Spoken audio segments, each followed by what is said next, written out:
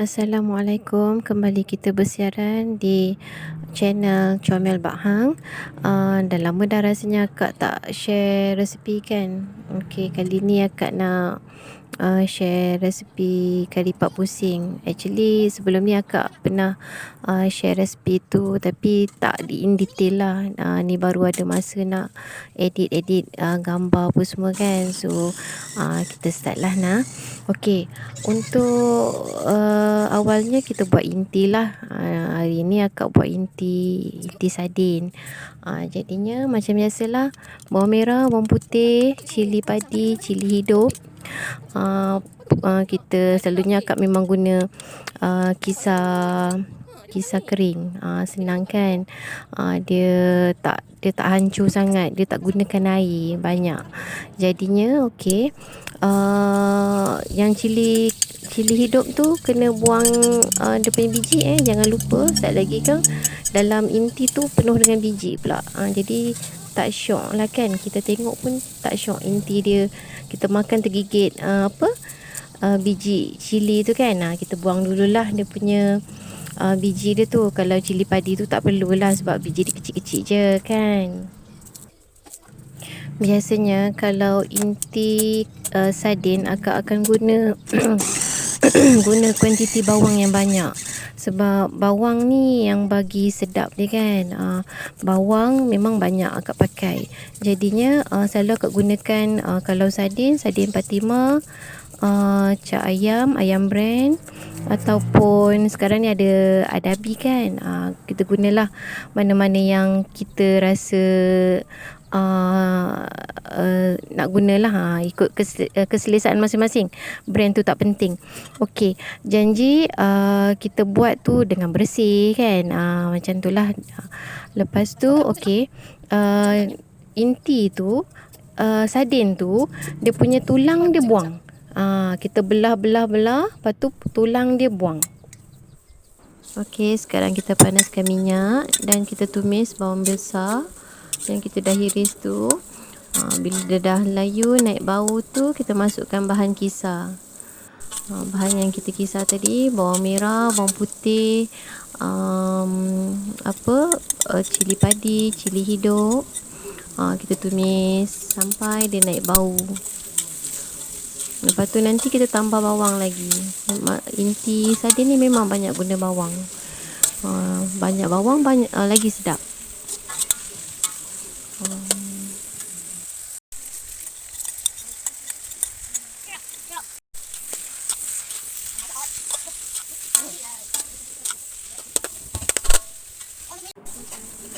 Okey, kita tumis dia sampai dia naik bau, sampai dia dah layu tu, dah wangi tu, kita masukkan sardin yang kita dah buang tulang tu.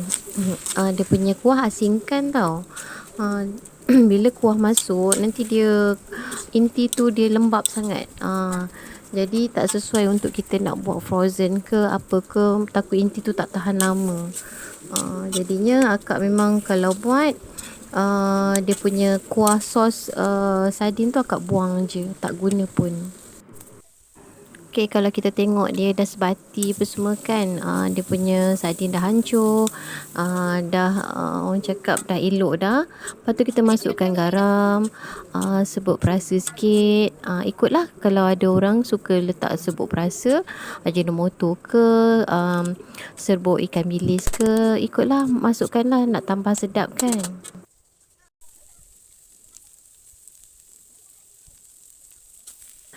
Bila dah dia dah sebati macam tu, kita dah boleh angkat. Kita dah rasa sedap apa semua, dah cukup dah. Dia punya masin sedap, dia punya pedas pun dah orang cakap dah semua dah okey dah. Okey, kita angkat, lepas tu kita sejukkan.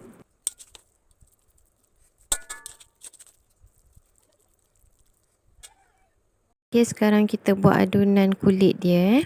Okey, untuk bahan A, akak gunakan 500 gram gandum, tepung gandum, dan anggaran lebih kurang 200 ml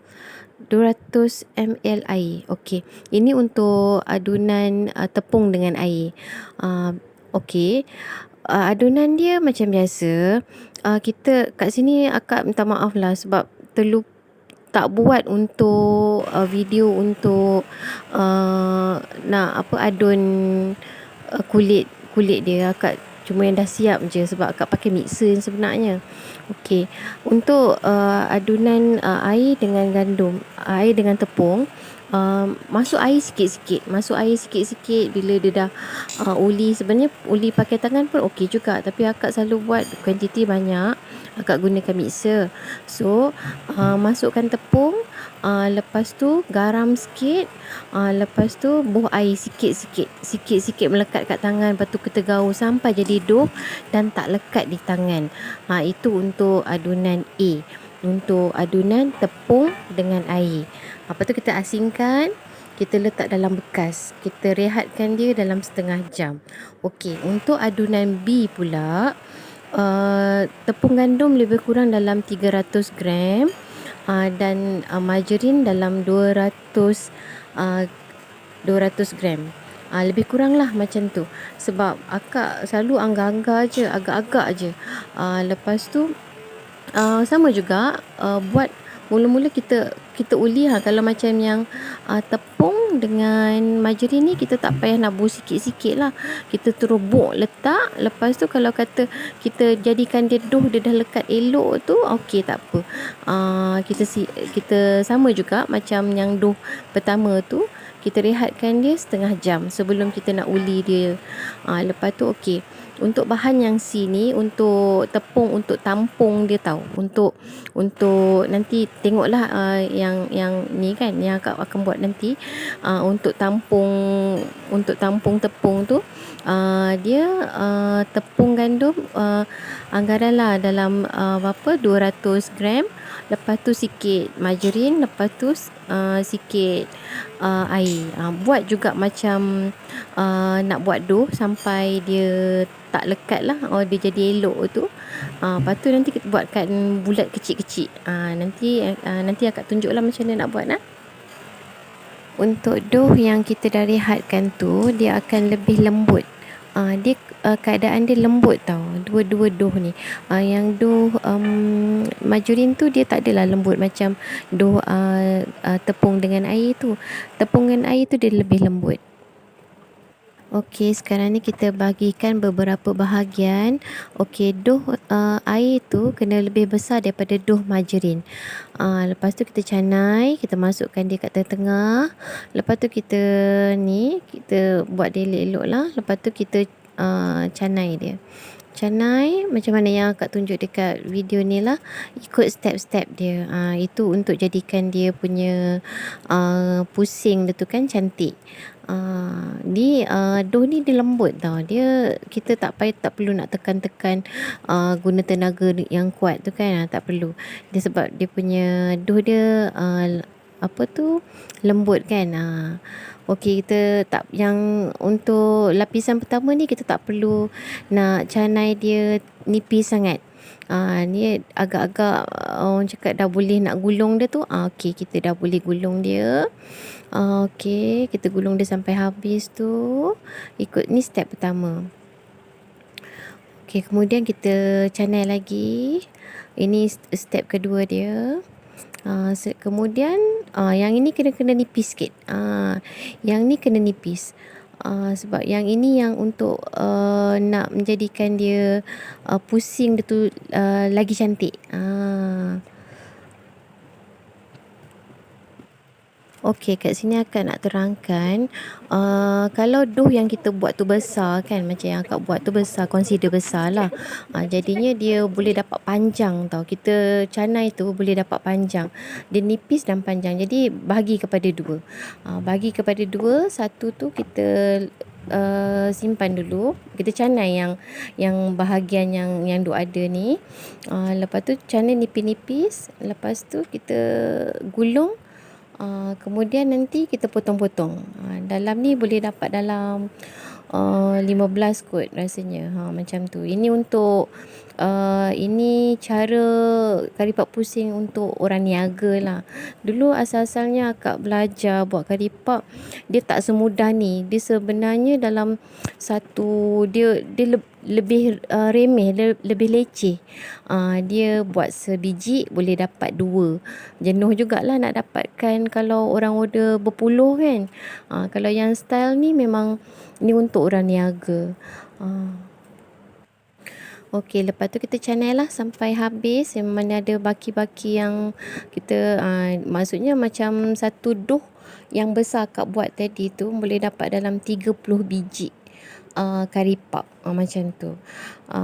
Dengan orang kata jimat masa lah, jimat masa. Kalau ikut Kak belajar dengan mak mentua Kak dulu ni, yang cara tradisionalnya memang tak dapat banyak macam ini.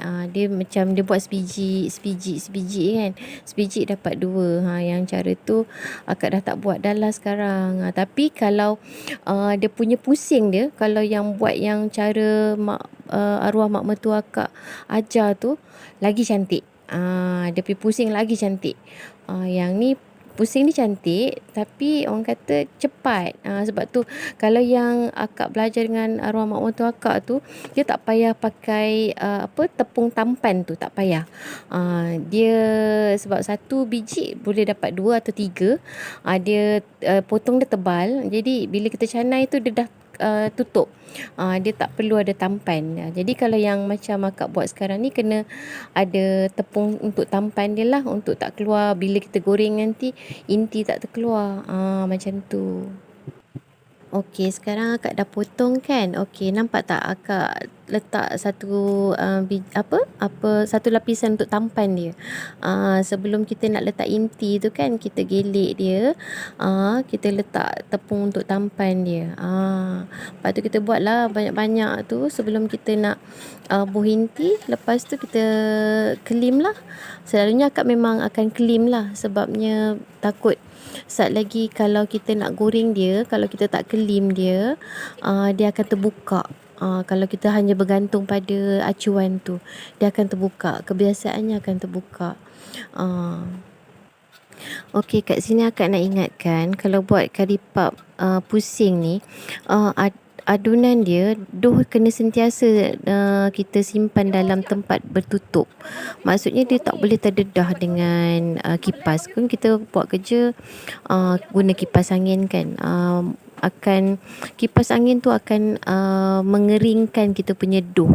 Jadi bila doh kita yang kita dah potong-potong tu terdedah kan, nanti bila kita canai, lepas tu kita nak dah letak inti, kita nak kelim dia, dia dah keras untuk kat tepi-tepi tu. Jadi setiap kali buat, simpan, tutup. Nak dia renyah sikit lah, buat kari pap pusing ni renyah sikit.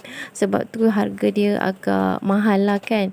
Kalau akak dulu jual, dululah masa barang tak naik, sebiji 5 kupang. Sekarang 7 kupang. Kalau itu kalau yang tak goreng lah. Kalau goreng 8 kupang sebiji. Tapi inti padulah. Inti tak kedekut. Okey, nampak tak ada saki-baki daripada yang kita dah bubuh inti tu kan. Kan ada saki-baki daripada kulit yang tadi tu, yang kita dah buat tu. Saki-baki tu kita akan buat untuk tampan. Boleh buat untuk tampan, jangan dibuang pula. Jangan bazir-bazir. Kita gunakan. Yang akak tunjuk ni, akak buat inti daging dengan kentang. Akak memang kalau jual tu ada 3 jenis inti lah. Inti sardin, inti ayam, ayam kentang dengan daging kentang. Itu je lah. Yang takut lagi tanya kan, kenapa tadi buat inti sardin tapi kenapa lah ni letak inti kentang. Itulah nak habaq. Akak harap apa yang akak kongsikan ini dapat dimanfaatkan oleh semua. Kalau nak berniaga pun boleh. Kalau nak buat makan-makan sendiri pun boleh kan. Jangan buat sekali tak jadi terus give up. Buat banyak-banyak kali. Banyak-banyak kali buat.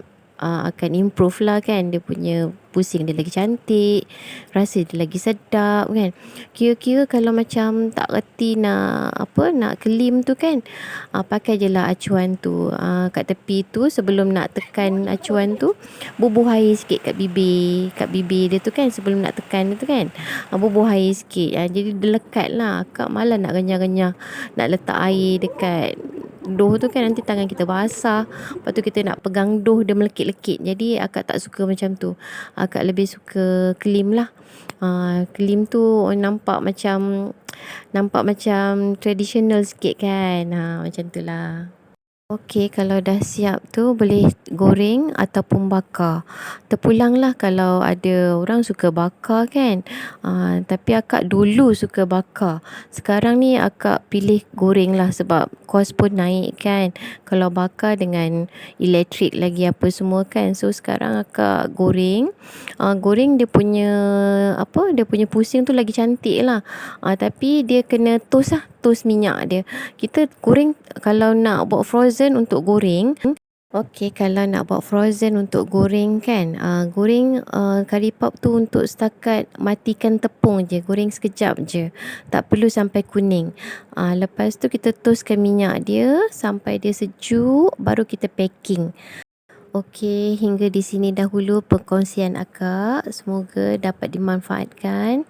Okey, selamat mencuba. Terima kasih.